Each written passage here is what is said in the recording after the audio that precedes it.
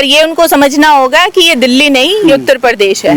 यहाँ पे योगी जी की सरकार है, तो पता चले कि कॉकरोच कहाँ चले गए वो पता ही नहीं चला। यहाँ पे जो कपिल सिब्बल की एंट्री हुई है, तो ये क्या समाजवादी पार्टी अपने एडवोकेट अपने सांसद के थ्रू पैसे दे करके उत्तर प्रदेश पे बुलवा रही है क्या? और अखिलेश यादव को उत्तर प्रदेश के बाहर कोई नहीं जानता। योगी आदित्यनाथ जी की जो लोकप्रियता है वो विश्व भर में है। वो इतना बड़ा फेस है कि कहीं पे देश भर में जो चुनाव होते हैं सबसे पहले उनकी वहाँ के लोग हैं वो रिक्वायरमेंट रखते हैं। अब अखिलेश यादव को अभी वो तो खैर बोलने में भी उनको वो परिपक्वता नहीं है जो होनी चाहिए।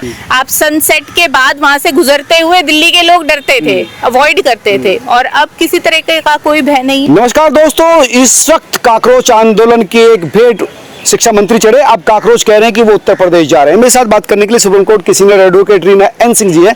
मैम, जो काकरोच आंदोलन आपने देखा पूरे देश में जिस तरह से माहौल बना, अब ये कह रहे हैं कि उत्तर प्रदेश में भी वही माहौल बनेगा, आप कैसे देख रहे हैं? देखिए, जो कॉकरोच जनता पार्टी है वो संगठन है या राजनीतिक दल है, अभी तक उसको एक बहुत बड़ा प्रश्न चिन्ह है। दूसरा, जो कॉकरोचों का जो आंदोलन है कि भाई ये जो कॉकरोच नाम से जो आंदोलन दिया, वो किसी भी रूप से देश के सभी छात्रों का प्रतिनिधित्व नहीं है, उनका प्रतिनिधित्व नहीं कर रहे। यहाँ पे इस चीज को हमें समझना होगा। और दूसरा, अगर वो उत्तर प्रदेश में जाएंगे तो उनकी क्या मांग होगी? चलिए ठीक है, ये जो कॉकरोच जनता पार्टी के जो लोग थे वो जंतर मंतर पर बैठे थे। यहाँ पे उनकी मांग थी कि भी धर्मेंद्र प्रधान का इस्तीफा जो नीट पेपर लीक हुआ उसके खिलाफ, और वो भी उन्होंने क्या टाइमिंग सेट कर रखा था। जब पहले पेपर लीक हुआ आपने तब तो आंदोलन उठाया नहीं, जब दोबारा डेट आ गई, रिजल्ट आ गया, सब कुछ, जब आपके पास फुर्सत हो गई कि भाई अब बच्चे आ सकते हैं, तब आप वहां पे आए। तो आप उत्तर प्रदेश में क्या मुद्दा लेकर के जाएंगे? अगर आपको सिर्फ एक कि वहां पे 2027 में विधानसभा चुनाव है, वहां पे किसी पार्टी का अगर आपने प्रतिनिधित्व करना है इसलिए आप जा रहे हैं, तो यहाँ पे अब देखिए जो आपका प्रश्न है, अगर हम उसको जोड़ करके देखें, अभी जो मीडिया की खबरों के हिसाब से मैंने उसमें ये देखा कि भाई जो कपिल सिब्बल हैं समाजवादी पार्टी से, जो राज्यसभा सांसद हैं और सुप्रीम कोर्ट बार एसोसिएशन के पहले अध्यक्ष भी रह चुके हैं, उन्होंने कॉकरोच जनता पार्टी को 1 करोड़ रुपए की डोनेशन दी है। तो आप वकील होकर के आप देंगे या आप क्यों आप कर रहे हैं? आपको तो पेमेंट मिलनी चाहिए ना। अगर आप कहीं पे वो करेंगे तो आप पैसे दे क्यों रहे हैं? अब जब आपका आंदोलन हुआ था 10-12 साल पहले, तो जो सीनियर एडवोकेट थे स्वर्गीय शांति भूषण जी, उन्होंने 1 करोड़ रुपए आप पार्टी को दिया था। तो अब यहाँ पे जो कपिल सिब्बल की एंट्री हुई है, तो ये क्या समाजवादी पार्टी अपने एडवोकेट अपने सांसद के थ्रू पैसे दे करके उत्तर प्रदेश पे बुलवा रही है क्या? और ये तो सामने है कि भाई 1 करोड़ रुपए सामने है, और अनअकाउंटेड पीठ पीछे कितना होगा वो असल में थोड़ी बताएंगे। हो सकता है कि ये जो प्रयास हो ये पहले से ही हो, और कि भाई आप कैसे आप फंडिंग को लेकर भी सवाल उठता रहा कि इतनी मोटी फंडिंग, खाना लगातार चलता रहा, इंफ्रास्ट्रक्चर है, वो तमाम चीजें फंडिंग किसी ने की है। देखिए, अभी जो अब नेशनल सिक्योरिटी एक्ट के अंतर्गत जो है वो पुलिस इस चीज की छानबीन कर रही है, सीबीईडी, कि भी जो फॉरेन से जो ऑर्डर प्लेस हुए हैं उनको पूरा उनकी डीप इन्वेस्टिगेशन चल रही है, और ये अभी जांच का विषय है कि भाई ये जो फंडिंग है वो आई कहाँ से। और जो नॉर्मल सिनेरियो में यहाँ पे देखा कि भाई ये जो अभिजीत दिपके थे ये यूएसए से आए थे। भाई क्या देश भर में छात्रों को एक ऐसा बंदा नहीं मिला? दिपके यूएसए से क्यों उठ करके आए थे? अब यूएसए में क्या अकेले दिपके ही छात्र थे कि जो नीट परीक्षा से आते? क्या दिपके ने नीट का पेपर दिया था जो लीक हो गया? तो यहाँ पे ये सारे जो मैटर हैं ये जांच का विषय है, और ये इसलिए जरूरी है कि भाई इसमें जो देश विरोधी ताकतें तो नहीं थी, क्योंकि देखिए कोई भी चीज, कोई एक फॉरेन से अमेरिका से फ्लाइट आई, आप इंटरनेशनल अराइवल से निकले, आप हीरो बन के, लोग आपको वेलकम कर रहे हैं, फूल माला पहना रहे हैं, तो आप तो लोगों के बीच के होने चाहिए थे ना। वो एक लग रहा है पूरी तरह से ऑर्गेनाइज किया गया उनको सर। एग्जैक्टली। और देखिए मुद्दा जो ये था कि भाई पेपर लीक तो हुआ ही है, और ऐसा नहीं है कि ये देश में पहली बार पेपर लीक हुआ है। अब ये तो किसी ना किसी तरीके से आपको जो राजनीति करनी है, आपकी दिशा क्या है, उस चीज को देखते हुए ये सब था।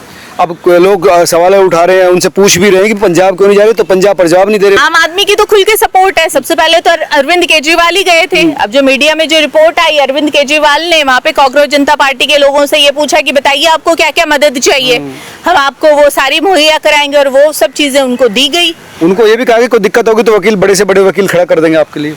हाँ देखिए, अब कपिल सिब्बल से वकील और उनसे बड़ा वकील कौन आएगा, और सांसद भी हैं तो वो। वही चीजें सामने आ रही हैं अब। बिल्कुल, देखिए हर चीज सामने है। ये आपके अमेरिका ऐसे क्या, ये चीजें तो सामने है ना। कपिल सिब्बल कांग्रेस से जुड़े हुए हैं, ये किसी से छूता नहीं है। समाजवादी पार्टी के सांसद हैं, समाजवादी ने सपोर्ट करके अपनाया, वो भी किसी से छूता नहीं है। 1 करोड़ रुपए दे रहे हैं, 2027 में चुनाव है, तो सब चीजें तो तार तो जुड़ ही गए। ये तो बस समझ क्या संभव वहाँ कामयाब हो जाएंगे कॉकरोच योगी जी के शासन में उत्तर प्रदेश में? भाई देखिए, आप वहाँ पे क्या करने जाएंगे? आप चुनाव लड़ने जाएंगे तो आप अपनी पार्टी रजिस्टर कराइए, सिंबल लीजिए, नामांकन भरिए, चुनाव लड़िए।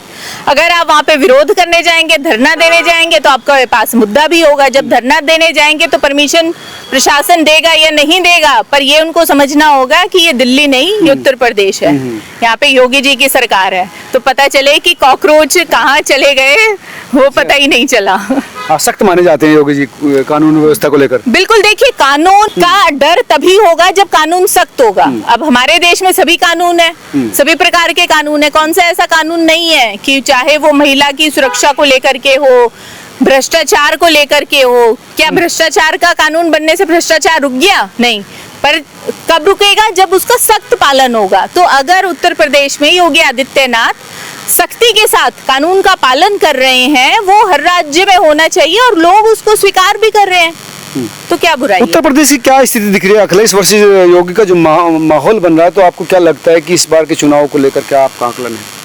देखिए, अगर हम अखिलेश यादव और योगी आदित्यनाथ को देखते हैं एज एन इंडिविजुअल, तो अखिलेश यादव को उत्तर प्रदेश के बाहर कोई नहीं जानता। योगी आदित्यनाथ जी की जो लोकप्रियता है वो विश्व भर में है। तो जो जवाब है वो खुद है। वो इतना बड़ा फेस है कि कहीं पे देश भर में जो चुनाव होते हैं, सबसे पहले उनकी वहाँ के लोग हैं वो रिक्वायरमेंट रखते हैं पार्टी को कि भाई आप उनको यहाँ पे एज ए स्टार प्रचारक भेजिए। बिल्कुल। अब अखिलेश यादव को अभी, वो तो खैर बोलने में भी उनको वो परिपक्वता नहीं है जो होनी चाहिए। और समाजवादी पार्टी मुलायम सिंह जी के समय में कुछ एक अलग रूप था, अब अलग रूप है, तो दोनों का कहीं कोई मुकाबला नहीं। क्या बदलता दिख रहा है आपको उत्तर प्रदेश में योगी जी के शासन में, पिछले 10 साल के शासन में अगर बात करें? देखिए, जो सबसे पहले जो इंडस्ट्री गई है, जो प्राइवेट सेक्टर में जो जॉब क्रिएशन हुआ है, आप नोएडा में देखिए, गाजियाबाद में देखिए, बहुत सारी ऐसी स्कीम्स लेकर के आए हैं, जैसे 1 डिस्ट्रिक्ट 1 प्रोडक्ट। अभी मैं कार्यक्रम में गई थी तो वहाँ पे भी मुझे अलग अलग जिलों की बहुत सारी चीजें भेंट दी। तो वो जो अवेयरनेस क्रिएट की है कि भाई जो जहाँ पे है। और दूसरा, योगी जी ने एक जो कि पलायन को रोकने के लिए जो 1 डिस्ट्रिक्ट 1 प्रोडक्ट की जो स्कीम लेकर के आए हैं, वो लोगों ने बहुत हर्ष के साथ स्वीकार किया है।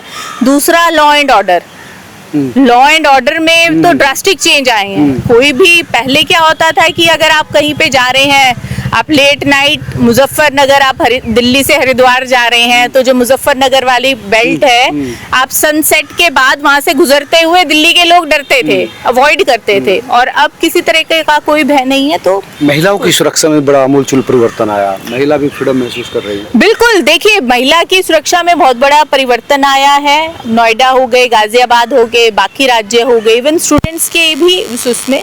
और जैसा मैंने बताया कि पहले जो लोग ट्रेवल करते थे, जो आइसोलेटेड एरियाज थे, वहाँ पे लोग जाते ही नहीं थे, अवॉइड करते थे कि भाई सनसेट के बाद कि कौन कहाँ से आ जाएगा, अपराधी आ जाएगा।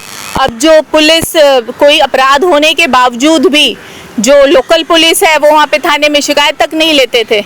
हाँ, अब चीजें, अब उत्तर प्रदेश चुनाव में अब जो अयोध्या का राम मंदिर है, उसमें चोरी का मुद्दा भी, अब इसको बड़ा मुद्दा अखिलेश यादव लगातार बना रहे हैं। हाँ, जो राम मंदिर में जो चढ़ावा चोरी का जो मुद्दा है, ये एक राजनीतिक साजिश, राजनीतिक साजिश। बिल्कुल, देखिए वो इसलिए है कि योगी आदित्यनाथ का उससे कोई लेना देना ही नहीं है किसी भी प्रकार से। ये केंद्र सरकार का मुद्दा है। अच्छा, राम मंदिर का मामला पूरी तरह से उत्तर प्रदेश संबंध ही नहीं रखता। बिल्कुल, वो इसलिए संबंध नहीं रखता कि जो राम मंदिर जन्मभूमि तीर्थ क्षेत्र ट्रस्ट जो बना वो माननीय सर्वोच्च न्यायालय के आदेश पे बना। केंद्र सरकार ने ट्रस्ट बनाया। अब जो ट्रस्ट एक्ट के अंदर आता है, द इंडियन ट्रस्ट एक्ट 1882 के अंदर ये ट्रस्ट रजिस्टर है। अगर वो केंद्र का कानून है, राज्य सरकार का कानून नहीं है। अगर ये एज अ सोसाइटी रजिस्टर होता तो जो सोसाइटी रजिस्टर होती वो राज्य सरकार के अंतर्गत आती। वहां पे हर 5 साल में रजिस्ट्रेशन आपका रिन्यूअल होता है और जो आपका राज्य सरकार का जो मंत्री है वो उसके अंतर्गत आते हैं। ये तो केंद्र का कानून है, केंद्र सरकार कर रही है और इसमें तो कोई रोल नहीं है सिवाय वहाँ पे एक जो बेसिक इंफ्रास्ट्रक्चर, रोड, बिजली, पानी प्रोवाइड करने के अलावा। तो ना शासन का ना योगी आदित्यनाथ का कोई इन्वॉल्वमेंट उस पे है। बिल्कुल, अखिलेश तो उनसे ही सीमा मांग रहा है, उनसे कह रहे हैं कि आपकी नाकामी है। देखिए, अगर आप इसमें डिटेल में जाएंगे तो जो मीडिया रिपोर्ट्स के मुताबिक जो टिन्नू यादव की कॉल डिटेल्स आई अखिलेश यादव के साथ, हाँ वो लंबी टेल कि जो पिछले 6 महीने में बहुत एक नॉर्मल सिनेरियो से ज्यादा कॉल डिटेल्स थी। तो अखिलेश यादव कोई ऐसा तो नहीं है कि अखिलेश यादव ने ही प्लांट कर रखा था, ये भी जांच का विषय है। हालांकि एसआईटी की भी जांच हो रही है, एसआईटी में अधिकारियों को भी बदला जा रहा है कि जैसा सुनने में आया है। तो और सबसे पहले इसमें अखिलेश यादव ने ही इस चीज का मुद्दा उठाया था और जिसको पुलिस ने सबसे पहले पकड़ा वो भी अखिलेश का साथी निकला और उसकी कॉल डिटेल है। टिन्नू यादव से नाम जोड़ने पर वैसे गुस्सा आ जाता है अखिलेश जी। भैया अब जब कॉल डिटेल निकल आई तो वो बिल्कुल माल्यार्पण तो करेंगे नहीं पूछने वाले को, गुस्सा ही आएगा। और जब वकीलों ने भी मना कर दिया, भाई आप ये देखिए कि अयोध्या बार एसोसिएशन के सभी वकीलों ने तो बाकी जो ट्रस्टीज थे उनके अगेंस्ट भी एफआईआर के लिए दिया और उन्होंने यूनानिमसली कहा कि हम इनको कोई वकील ही प्रोवाइड नहीं करेंगे। और दूसरा वो अखिलेश यादव जिनके पिताजी ने, जिनकी पार्टी ने राम भक्तों पे गोलियां चलवाई, वो अखिलेश यादव जो अभी तक राम मंदिर में माथा टेकने नहीं गए। ये बहुत बड़ा एक षड्यंत्र प्रतीत होता है। और अगर इस तरीके से देखिए कि भाई टाइमिंग, चढ़ावा चोरी तो जब से ट्रस्ट बना तभी से ही बैंक अकाउंट खुल गया, ट्रस्ट रजिस्टर हुआ, 2 दिन में ट्रस्ट रजिस्टर हो जाता है, बैंक अकाउंट खुल गया, बैंक अकाउंट के बाद खरबों रुपए का डोनेशन आ रहा है वहाँ पे। और आपको अब 2026 में तब पता चला कि जब चुनाव आने वाले हैं। टाइमिंग का भी मतलब सेट कर रखी थी टाइमिंग। बिल्कुल, टाइमिंग बिल्कुल आपने सेट कर रखी थी। और दूसरा आप ये देखिए कि भाई जो ट्रस्ट है 2020 में ट्रस्ट बना, आप हर साल मीटिंग करते होंगे, बॉडी जो आपकी ऑर्गेनाइजिंग बॉडी है उसके अपॉइंटमेंट करते होंगे, रीअपॉइंटमेंट करते होंगे। तो आप 7 साल तक इस चीज का इंतजार कर रहे थे। तो क्या जो भी ट्रस्टीज थे, गवर्निंग वाले थे या टिन्नू यादव था या जो भी वो था, और आप नॉर्मल सिनेरियो में देखिए कि आप अगर नॉर्मल सिनेरियो में एक मुख्यमंत्री अपने फोन से किसी एक आम आदमी से इतनी फ्रीक्वेंट बात क्यों करेगा, क्या कारण है? धीरे धीरे तो कहीं होगा या फिर ये खुद ही अपने लोगों को इम्प्लांट किया था। अभी ये जब एसआईटी की पूरी रिपोर्ट आ जाएगी तब हमें इसमें पता चलेगा कि इसमें क्या फैक्ट है। तो टिन्नू क्या प्यादा था अखिलेश यादव का? हो सकता है, देखिए ये जांच का विषय है। अब जब रिपोर्ट आएगी तब पता चलेगा। और दूसरे इसमें ये भी देखना होगा कि भाई इसमें कोई देश विरोधी ताकतों का हाथ तो नहीं था। वो भी हो सकता है, बिल्कुल हो सकता है, क्योंकि आप ये देखिए कि ये तो बिल्कुल धर्म आस्था का विषय है ना। अब आप इसको दूसरे तरीके से देखिए। जब सर्वोच्च न्यायालय का 2019 में फैसला आया कि मंदिर बनाइए और 5 एकड़ की जमीन मुस्लिम समुदाय को दे दी, आज तक तो वहाँ पे मस्जिद नहीं बनी, उसका क्या कारण है? तो इसके पीछे कुछ और लोग भी हैं। बिल्कुल हो सकते हैं। और आप पश्चिम बंगाल में आप बाबरी मस्जिद का निर्माण करवाने के लिए वहाँ पे लोग आ रहे हैं। धन्यवाद। ये थी रीना सिंह जी, जिनका कहना था कि राम मंदिर में योगी आदित्यनाथ सरकार का कोई सीधा लेना देना नहीं है, केंद्र सरकार का मामला है और ये सिर्फ राजनीतिक रूप से मुद्दा बनाया जा रहा है। आप तमाम लोग क्या सोचते हैं जरूर बताएं। वीडियो अच्छी लगी तो जरूर शेयर कीजिए। धन्यवाद।